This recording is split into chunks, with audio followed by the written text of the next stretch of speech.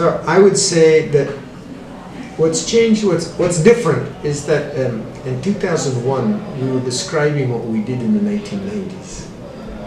And in the 1990s we had small problems. We had 3 people, 5 people, 10 people, right? On projects that were not mission critical, life critical, and so on. What happened after 2001, after let's say 2006, so after some time, people started doing bigger and bigger projects, international projects, life critical projects, right? This is really different than what we did in the 90s. So everything that happened with the bigger international life critical projects is an extrapolation of what we thought we knew from the 1990s. So this is really fundamentally different, I would say. Yeah.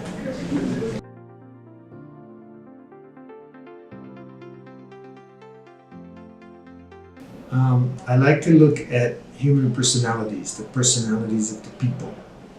So you say the people who liked Agile style early are those people who are comfortable with uncertainty, flux, ambiguity.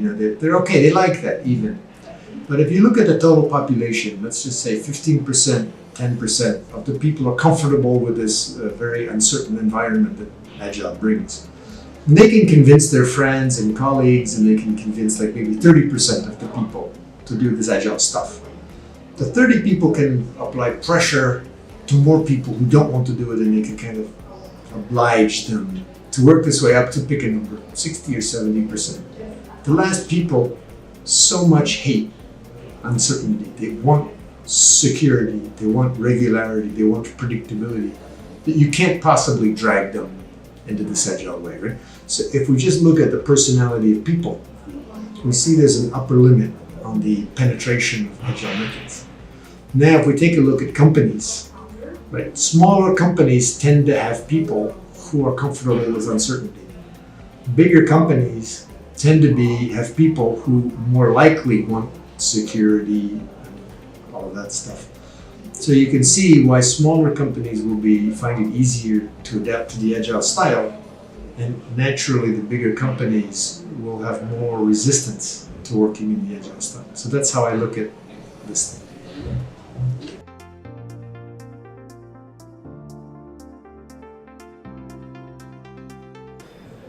Executives have a tendency to think that you just tell everybody to do Agile, right?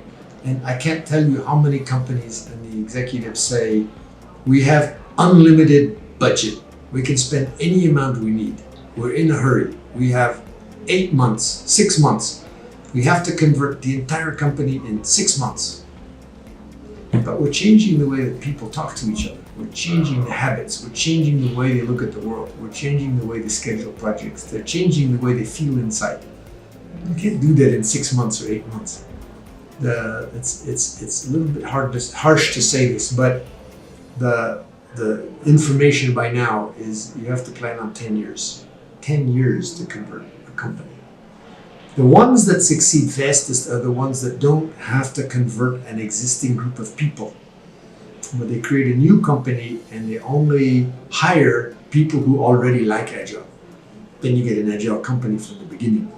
But if you have a big body of people and you're trying to get them to change their habits, everything that made people successful in the early part of their lives, you tell them that's not important anymore. That's not going to happen in 6 months, 2 years, 3 years. So if we look at very few big companies have made any kind of a change like this, it's 10 years.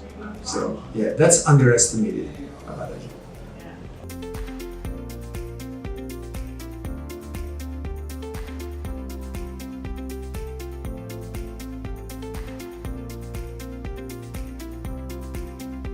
Agile works best when the people are in the same room.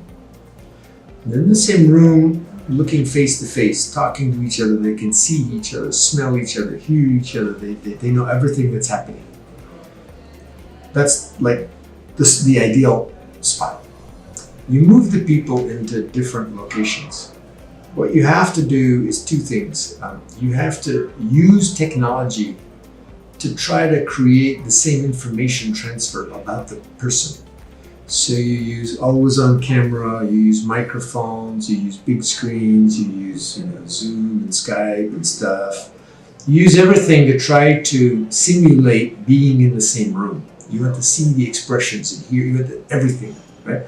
So when you distribute, number one, technology is your friend. You try to use technology to get the sense of being together.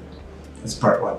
Part two, you almost have to literally fly people to meet each other in person. They have to spend time, whether it's going to a bar, going to a football game, doing something. So they come to know each other, the expression, the movements like this. That way, when they see it in the technology, they remember all of those things. So those are the two parts. The third part is a little bit surprising.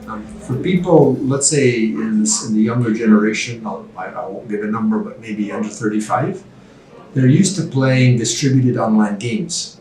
And in distributed online games, there are habits of speaking and typing and talking and so on. And people have those habits already.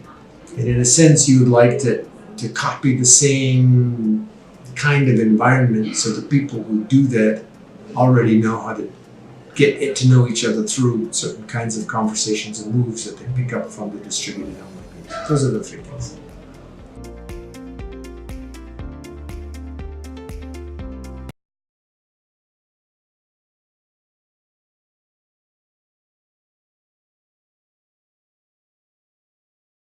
It turns out that one of the critical success factors in adoption of a methodology, and which I will include Agile in a large sense, is that the team decides for itself what its exact rules are. So if you impose a methodology from above, the people will resist it because they don't have an identification with it. So it's a critical success factor that every team turns and shifts and adopts and tunes, personalizes things to themselves.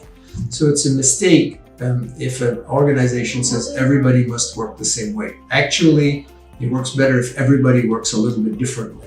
So that is scary for the managers, which is why we talked about earned value management and burn-up charts, earlier today. But that's the first thing to recognize, is that every team really should twist, tune, personalize the details of their methodology rules to themselves. The thing that I look for is the team shipping regularly. What's the length of time from the arrival of a new request to the delivery of the answer to that request? That's one of the things that I look at. But also there's a thing that's hard to measure, which is what's the quality of community, what's the friendliness factor. Because Agile all projects are full of bad news. And in Agile, we value the idea of presenting bad news early. That means you have to have a safe place where people can say, this won't work, that decision was wrong. You have to have that safe place. And so a thing to look at, for which I don't have a nice, easy metric, is what's the safety level for giving bad news, for disagreement. And I don't know what the metric is, but that would be a thing to look for, because otherwise they could ship bad stuff regularly, but you want to ship good stuff. And to get the good stuff, you have to have a conversation where bad news can be surfaced. And I don't know what the metric is, but that's what you're looking for.